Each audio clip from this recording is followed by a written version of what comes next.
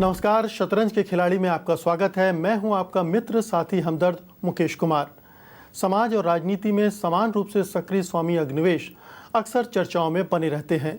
कभी माओवादियों के साथ मध्यस्थता की वजह से, कभी अमरनाथ धाम पर अपनी टिप्पणी के कारण, कभी अन्ना के आंदोलन से जुड़ने और फिर अलग होने की वजह से, और कभी बिग बॉस के मेहमान बनने के चलते वो विवादों के बवंडर पैदा करते रहते हैं।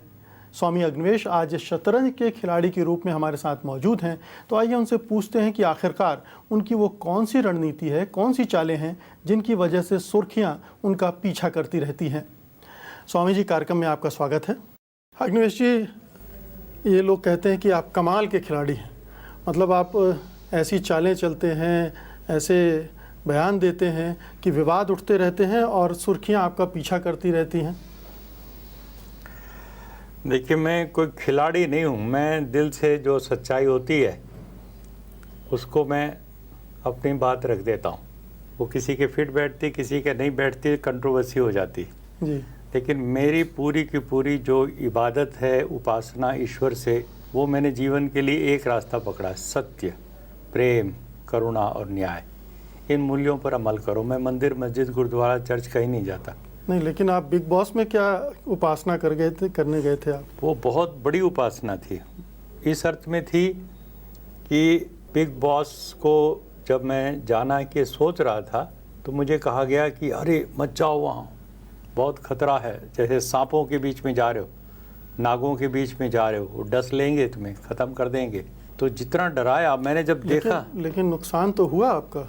जो छवि आपकी लोगों के दिमाग में थी, जो प्रतिष्ठा थी, वो अब पहले की बनिस्बत कम हुई है, ऐसा लोगों के रिएक्शन से पता चलता है। मुझे उल्टा लग रहा है, मुझे बिल्कुल उल्टा लग रहा है कि मैंने अपने आत्मविश्वास का जो परिचय दिया और वहाँ जा कर के मैंने जिस तरह की बातें, संवाद स्थापित किया उन नौजवान बच्चों से, जिनको मैंने सचमुच में कम वो पाया, मतलब जिसको हिपोक्रेट कहते हैं हमारे समाज में।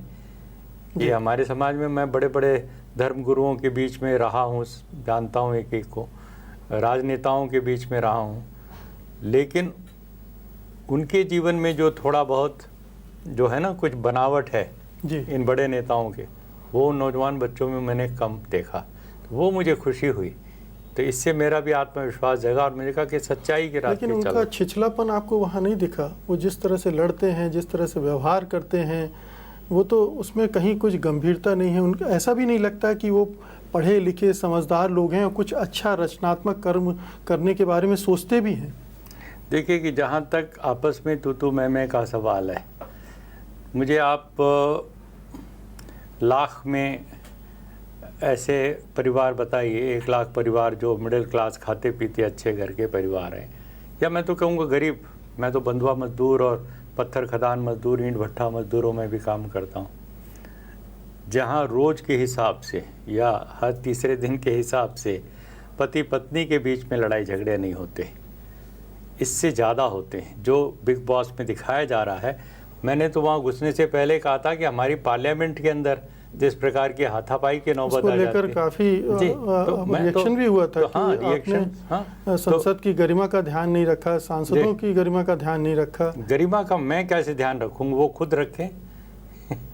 मैंने तो ये कहा कि भाई जो लड़ाई हम बिग बॉस पे देख रहे हैं, आप बिग बॉस और संसद की तुलना कर रहे हैं। तुलना इस एक ऐसा प्रोग्राम जो जिसके बारे में माना जाता है कि ये एक ऐसा रियलिटी शो है जो कि बाजार में बेचने के लिए जी। इस तरह की चीज़ों को रचता है, जिसमें लड़ाई होती है, अश्लील इशारे होते हैं, अश्लील हरकतें होती हैं। जी, देखिए, जिस चीज़ को अश्लील कहा जा रहा है, उस अश्लीलता को रोज़ परोसा जा रहा है अखबारों के और टीवी चैनलों के विज्ञापन के माध्यम से हर घर के। आप जस्टिफाई कर रहे हैं? नहीं, बिल्कुल जस्टिफाई नहीं कर रहा। मतलब अश्लीलता की जो दुहाई दे करके कहा जा रहा है बिग बॉस में अश्लील हरकतें हो रही हैं। मैंने वहाँ बहुत कम अश्लील, 3 दिन 3 रात मैंने एक भी। जिन 3 दिन वहाँ रहे, तो अब मैं उसको क्या अलावा जो पहले और बाद के एपिसोड देखे आपने? नहीं, मैंने खाली 2-3 एपिसोड देख के गया मैं, अपने आप को आश्वस्त करने के लिए कि वो कितना मतलब वो है। आपने संभावना सेठ की उंगली देखी होती तो आपको पता चलता कि उन्होंने किस तरह की हरकत की थी, या आपने नहीं, मुझे क्या पता। मैं तो जाने से पहले जब मुझे मैंने ज़िंदगी में कभी देखा नहीं था, कभी। और भी कोई रियलिटी शो नहीं देखे थे। मैं तो पहली बार जब उनका निमंत्रण आया कि स्वामी जी आप आइए, मैंने कहा क्या है? बोले बिग बॉस। फिर क्या चीज़ है ये? तो बोले कि ऐसा ऐसा शो है, रियलिटी शो, और आप आइए। ये तो आप मानते हैं ना स्वामी जी कि आपका इस्तेमाल मार्केट ने किया? देखिए, मार्केट और आपने होने अपना दिया। इस्तेमाल करता है और मैं मार्केट का इस्तेमाल करता हूँ। जी, समझ रहे ना? मुझे भी मार्केट का इस्तेमाल करके अपनी बात पहुंचानी। जितने लोगों ने आज तक के सारे न्यूज़ चैनल्स के मेरे इंटरव्यूज़ को मैं एक तरफ रखूं और इस एक बिग बॉस के 3 दिन के प्रोग्राम को मैं एक तरफ रखूं, तो बिग बॉस को ज़्यादा लोगों ने देखा, ऐसा मैं अनुभव कर रहा हूं। तो आप, मैं क्या करूं? तो आपको अब ये लगता है चीज़ कि लोकप्रियता ज़्यादा महत्वपूर्ण है और जो गंभीर बातें आपने इतने सारे इंटरव्यूज में कही होंगी वो आपने दरकिनार कर दी नहीं, सिर्फ बिग लोकप्रियता बॉस की के वजह साथ मैंने गंभीर बात की। ये मैं असली बात कर रहा हूँ। आपके इसको मैं मारूंगा। से? बिल्कुल क्या मारिए, देखो? बिल्कुल आपको पूरा हक है। हाँ। और लगता है मुझे भी आपके हाथी को मारना ही पड़ेगा। अच्छा जी अरे, ये तो बड़ा नुकसान हो गया। जी तो खैर, मैं आपसे ये कह रहा हूँ कि हम इसको इस अंदाज से देखें कि ये एक माध्यम है और इसमें मैं अपने अलावा भी सोचता हूँ जो अच्छे मैसेज दे सकने वाली हस्तियाँ हैं हमारे मुल्क में, यदि वो लोग जाएं और इन नौजवानों के साथ संवाद स्थापित करें, तो इन नौजवानों को हम राइट ऑफ करके चलें कि अरे ये तो मौज स्वामी जी, मस्ती एक वाले बात, नहीं, जो चीज़ बहुत जो अच्छे लोग बच्चे। आपको बताते हैं कि ऐसा हो गया, बहुत अच्छा रहा वगैरह वगैरह, लेकिन अगर आप उन लोगों के पास जाएंगे जो आपकी एक स्वामी और सन्यासी की छवि से आपको आंकते रहे हैं, उनको ये लग रहा है कि स्वामी जी पाखंड कर रहे हैं। वहाँ जा रहे हैं, उनको 2-3 दिन में रोना आ जाता है, रो रहे हैं सबके साथ मिलकर। तो ये अजीबोगरीब लगा उन्हें कि ये स्वामी जी अग्निवेश जी हैं या कौन है? मुकेश जी, मैं बड़े बड़े साधु सन्यासियों से बहुत करीब से वाकिफ़ हुआ हूँ। उनके जीवन में मैंने जो पाखंड देखा है ना, वो इन बच्चों की ज़िंदगी में मुझे कम से कम 3 दिनों में नहीं मिला।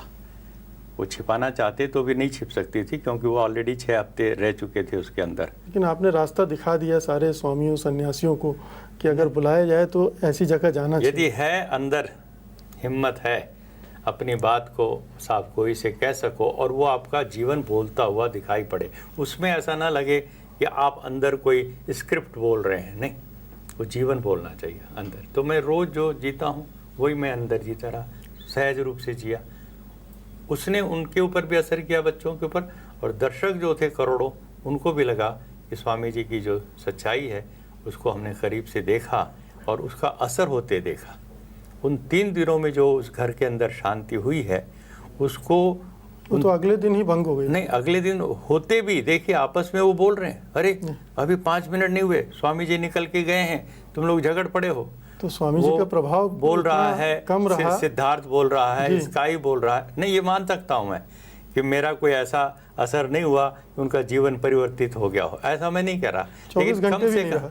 24 घंटे क्या, 5 मिनट भी न रहा हो जी। लेकिन मैं कह रहा हूँ कि कम से कम जितनी देर मैं रहा हूँ वहाँ पर, तो मैंने कोई उनको ज़बरदस्ती तो कुछ किया नहीं, एक भी डांट डपट नहीं लगाया, किसी को कुछ नहीं कहा, प्यार से, एक जितना प्यार। सामान्य जो लोगों में सम्मान की भावना स्वामी और साधु संतों के प्रति होती है, जी। उसकी वजह से उन्होंने आपका आदर किया, आपको सुना। जी। अगर आप वहाँ महीने भर जी। रहते तो आपके साथ भी वही सब होने लगता जो अभी वो एक दूसरे के साथ कर रहे हैं। ये इसको मैं उड़ा रहा हूँ।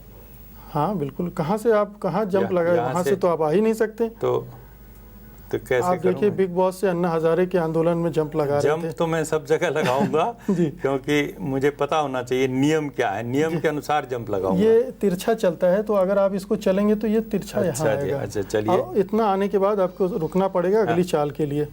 चलिए, और हम अगली चाल भी अब एक ब्रेक लेने के बाद ठीक है, चलेंगे। ठीक है। स्वामी जी, आपसे बात करके बहुत आनंद आ रहा जी। है। स्वामी जी हमारे साथ बने हुए हैं, आप भी हमारे साथ बने रहिए। ब्रेक के बाद हम वापस लौटेंगे और स्वामी जी से बात करेंगे अन्ना हजारे के आंदोलन के बारे में, उनका क्या विचार है अब, और क्या वो वापस उस आंदोलन से जुड़ने जा रहे हैं। हम फौरन लौटते हैं, आप बने रहिए हमारे साथ।